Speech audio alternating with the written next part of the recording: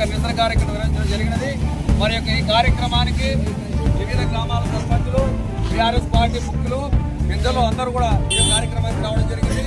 దయచేసి సీటు యొక్క కేటీఆర్కి, హరీష్ రావుకి, సంతోష్కి తర్వాత ముఖ్యమంత్రి అయినటువంటి ఈ రాష్ట్రానికి వచ్చినటువంటి ముఖ్యమంత్రి కూడా ఇవ్వడం చాలా సిగ్గుసేటుగా భావిస్తూ, ఎందుకంటే ఈతగాని పాలన ఈతగాక ఒక సీట్ల మీద వీరి యొక్క కుటుంబం మొత్తం ఆటలేపింది అనే ఒక ధోరణిలోనే ఇవ్వడం తప్ప ఎలాంటి పసలేని కేసులు కానీ వారి యొక్క చేతగాంతరం ఈ యొక్క రాష్ట్రంలో ఉన్నటువంటి రైతులకి రైతు బీమా రైతు బీమా లేదు, రైతు బంధు అంటే రైతు బంధు లేదు, పోలీసు వారికైతే ఇక వాళ్ళకి జీతం లేదు, పెట్రోల్ లేదు, ఏమీ లేదు.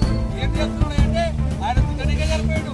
దేశాన్ని అంతం చేస్తా, దేశాన్ని దుక్కుతా, దేశాన్ని తెలంగాణ కూడా వారి 100 మంది వచ్చి కూడా చేత కాదు. దేశాన్ని దమ్ము ఈ రాష్ట్రంలో కానీ ఈ దేశంలో ఎవరికి లేదు. దయచేసి ఈ గ్రామం నుంచి ఈ మండలం నుంచి హెచ్చరిస్తున్నాం. రాష్ట్ర ముఖ్యమంత్రి గారు మీరు ఇకనైనా చేతనైతే పాలన చేయండి, లేకపోతే మాత్రం కబార్దార్. ఇక నుంచి మీ ఆటలు సాగవు.